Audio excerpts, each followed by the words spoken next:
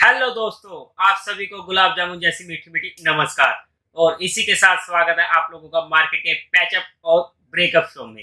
अगर हम फ्राइडे के दिन मार्केट की बात करते हैं तो जो उम्मीद थी कि जोरों का झटका जोर से लगेगा वो लगा तो सही, बट इतना जोर से नहीं लगा। अगर हम बात करें तो निफ्टी एक गैप डाउन ओपनिंग देता है 16,283 की, और वहीं पर अपने दिन का हाई बनाता है 16,324 का।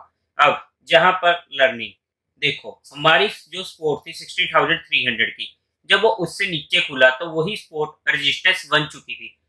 सपोर्ट और रेजिस्टेंस एक ही लाइन होती है, अगर वो ऊपर से आएगा तो वो उसके लिए सपोर्ट का काम करेगी, और अगर वो नीचे से ऊपर की साइड जा रहा है तो वो उसके लिए रेजिस्टेंस का काम करेगी। सिंपल सा फंडा होता है। अब जैसे वो नीचे की साइड खुला तो यही उसके लिए रेजिस्टेंस हो चुका था। एक बार उसके ऊपर जा रहा है लेकिन वो उसको सस्टेन नहीं कर पाया, और जैसे उसको नीचे तोड़ा वहां पर हमने पुट में एंट्री बनाई, और जो हम बना भी सकते थे अगर आपने नहीं बनाई। जैसे उसने नीचे की साइड तोड़ा और हमें 100 पॉइंट्स की मूवमेंट इजीली मिल चुकी थी।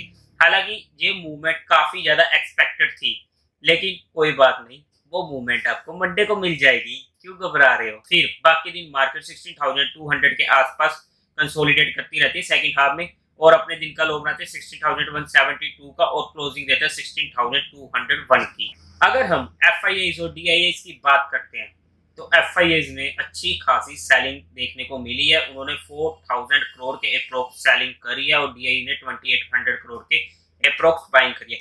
नेट में सेलिंग का फिगर फिर से बढ़ा है। इस टाइम ना मार्केट को अगर रियल में संभाला हुआ है ना तो डी ने संभाला हुआ है। अगर इस टाइम डी बाइंग ना कर तो आप लोग सोच भी नहीं सकते थे इस टाइम मार्केट कहां पहुंच रही थी। अप्रोक्स 7,000 6,000 के अप्रोक्स निफ्टी होना था अगर डी बाइंग करने पर ना आते तो। अब अगर हम स्टॉक्स की बात करते हैं तो सबसे पहला स्टॉक GNFC, जिसकी हमें इंपॉर्टेंट सपोर्ट मिलने वाली है 560 पर। देखो, स्पोर्ट्स बता रहा हूं, अगर आप उसके ऊपर बाइंग करोगे तो उसका कोई फायदा नहीं है। मार्केट में अभी भी वो टाइम नहीं आया कि हम ऐसे ही बाइंग कर ले। ये आप लोगों को स्पोर्ट इसीलिए इतनी दूर दूर की बताई जा रही है क्योंकि वो स्पोर्ट एक्सपेक्टेड है, वो आ सकती है। देखो, सिंपल सा फंड है। अभी मार्केट ने अप ट्रेंड नहीं आया है, कंफर्मेशन हमें नहीं दी है। कंफर्मेशन मिलेगी हमें वॉल्यूम्स के साथ। जब तक हम लोगों को कंफर्मेशन नहीं मिलती, हमें मार्केट की डायरेक्शन का पता नहीं लगता, हम अपनी क्वांटिटीज को नहीं बढ़ा सकते। पैसा हमारा है, हम उसे बिना फालतू में नहीं गवा सकते हैं, इस बात को समझो।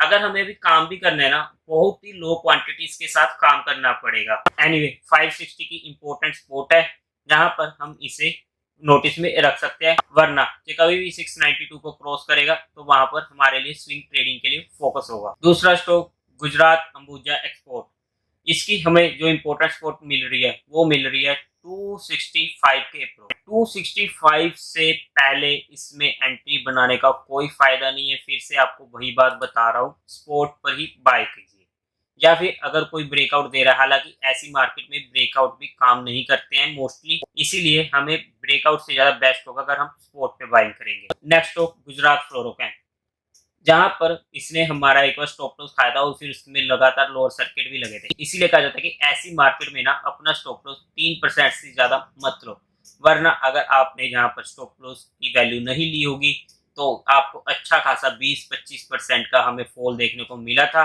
अगर वहां पर आपने जाकर सोचो लोअर में माल बेचा हो और फिर जब उसने ऊपर की साइड मूवमेंट दिखाई तो कितना दुख लगा होगा।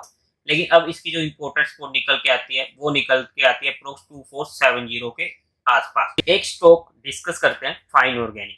ये स्टॉक हमारे इसी लिस्ट का पार्ट था जो हम डिस्कस करने जा रहे हैं, टॉप 22 ऑफ 2022। ये स्टॉक की मैं आपको एक स्मॉल केस भी बना के दे दूं। अब इस स्टॉक की अगर हम बात करते हैं, अगर आप इस कैंडल को देखोगे जिसने जहां पर इसने अपना हाई बनाया था 6100 के अप्रोच। आज सुबह ही एक वीडियो डाली गई थी, कैंडल स्टिक्स नाम से नहीं काम से मतलब रखो। मुझे नहीं पता इसका नाम क्या है, सीरियसली बोल रहा हूँ, और ना मुझे जानना है इसका नाम क्या है। अब इसका काम देखते हैं। अब देखो, किसी जब ऊपर जाती है, अब किसी ने जहां पर अच्छा खासा माल बेचा और वो सीधा नीचे आई। अब उसके बाद टूटा, नीचे वॉल्यूम अच्छे हैं, अब लगातार टूट रहा है। मतलब कि जहां पर ऊपर किसी ने अच्छा खासा माल बेचा है। आप लोगों को याद होगा एक दो स्टॉक्स, फॉर एग्जांपल IRCTC, उसमें भी ऐसी ही कैंडल बनी थी। तो अब मतलब कि जहां ऊपर जाकर किसी ने स्मार्ट मनी ने अपना माल बेचा है, अब ऐसे स्टॉक से हमें बचकर रहना पड़ता है।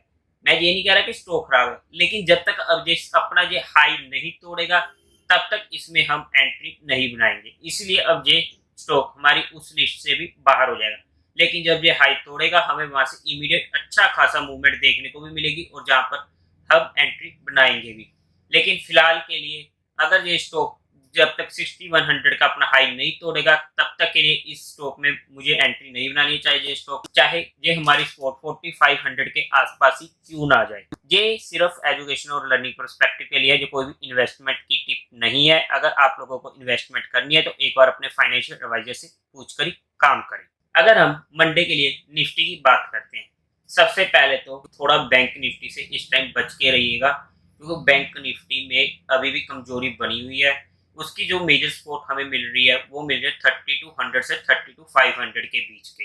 अब जब या तो वो हमारी सपोर्ट पर आए तब वहां पर उसमें एंट्री बनाने की सोचेंगे, वरना तब तक के लिए अभी अवॉइड है। कभी कभी हमें समझना पड़ेगा कि पैसा हमारा है, हमें जरूरी नहीं है कि डेली ही ट्रेड करनी है। अरे हमें महीने में भी कोई ट्रेड नहीं मिलेगी कोई बात नहीं, लेकिन जो ट्रेड मिलेगी अगर हम उसमें प्रॉफिट कर रहे हैं वही सबसे बेस्ट। हमें अपना पैसा बचाना है, समझा करो इस बात को। और इसी के साथ अब अगर हम रेजिस्टेंस की बात करते हैं तो सबसे पहले तो हमारा रेजिस्टेंस हो चुका है 16,300 का, जो हमारे लिए सपोर्ट थी, अब वो रेजिस्टेंस बन चुका है। अब अगर हम मेजर सपोर्ट की बात करते हैं, सबसे पहले सपोर्ट हमें मिलने वाले 16,000 पे। लेकिन मंडे के दिन मार्केट का हो सकता है बड़ा ही बूम पटाखा। बूम पटाखा ऊपर की साइड का नहीं, नीचे की साइड का। हालांकि गैप डाउन मिलने की काफी बड़ी उम्मीद है और बड़ा गैप डाउन मिलने की उम्मीद है, क्योंकि यूएस की जो इन्फ्लेशन की रेट आई है वो 8.6% आई है, जो अब तक की 40 सालों की सबसे हाई थी। और उसके बाद यूएस मार्केट भी 3.25% से गिर के बंद हुआ है। इसीलिए अब हमें थोड़ा संभल के काम करना पड़ेगा। अब अगर हम चार्ट्स की बात करते हैं तो जो हमारा लो बना हुआ था 15,700 के समथिंग का, अब पूरी उम्मीद है कि इस लो को इजीली तोड़ देगा या फिर टच कर देगा। अब सिंपल सा फंड है कि अगर मार्केट हमें 16,000 के आसपास जब उससे नीचे खुलती है तो हमें देखना पड़ेगा कि वहां पर मार्केट का मूड माहौल कैसा रहता है, स्पेशली मंडे और ट्यूसडे के 2 दिन। उसके बाद ही हम इसमें कुछ ऐसा करने की सोचेंगे। एक हाथ जोड़कर बेनती है, अब 2-3 दिनों के लिए फ्यूचर एंड ऑप्शन में काम मत कीजिएगा, ना पुट साइड ना कॉल साइड। क्योंकि अब ये अगर मार्केट की ना फाइनल जर्नी जो हुई नीचे की साइड की, तो आपको बड़े मूव देखने को मिल सकते हैं। लेकिन मैं ये नहीं कह रहा कि ये लास्ट ही है, हो सकता है इसके बाद एक और हमें देखने को मिल जाए। फिलहाल के लिए हमें अपना माइंडसेट रेडी करके रखना पड़ेगा। अगर 15,700 का लेवल हमें टूटता है और वहां के नीचे की क्लोजिंग देता है तो हमारा मार्केट का ट्रेंड फिर से डाउन ट्रेंड में आ जाएगा और फिर से मार्केट को एक नया बॉटम बनाना पड़ेगा। अब अगर हम स्ट्रेंथ की बात करते हैं तो देखो, जब तक 16,450 का लेवल क्रॉस नहीं करेगी तब तक मार्केट में स्ट्रेंथ नहीं आएगी।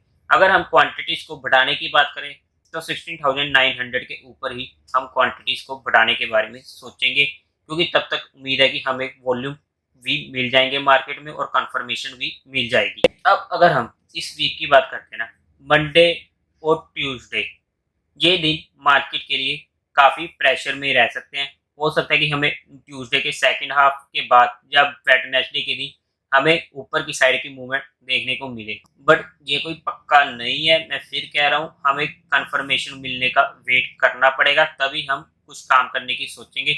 उम्मीद है आप लोगों को ये वीडियो अच्छी लगी होगी, तो इस वीडियो को लाइक करें, शेयर करें और चैनल को सब्सक्राइब करें। Thank you very